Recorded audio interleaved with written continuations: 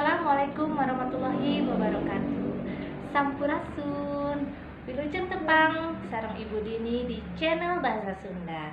Kumaha hidup tos siap diajar bahasa Sunda? Hayu urang diajar bahasa Sunda. Dina minggon ieu urang diajar ngeunaan pupuh. Pupuh nyaeta ungkara lagu anu diuger ku pola. Pupuh sadayana aya 17. Naon wae eta pupuh teh?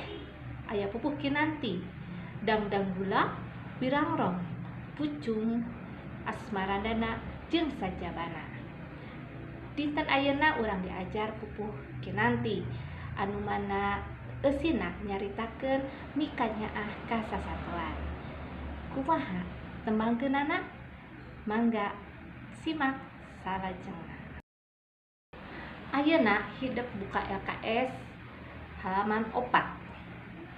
Eta aya pupuh kinanti. Engke ku ibu baris dipasihan contoh. Teras saatos dipasihan contoh hideuk haleuangkeun upload videona dina tugas bahasa Sunda. Wilujeng ngadengkeun. Hirup jeung papada makhluk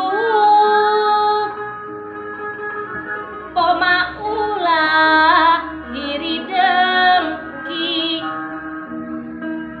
sanajan kasat satoan urang kudu welas asih ulah nyiksa sangeunahna dami boga rasa nyeri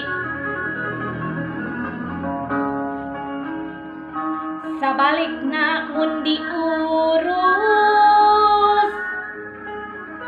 satoge geus tantu ngarti kajal manuk mikanya pasti bakal malas budi karepna mulang tarima ka urang sok mere hasil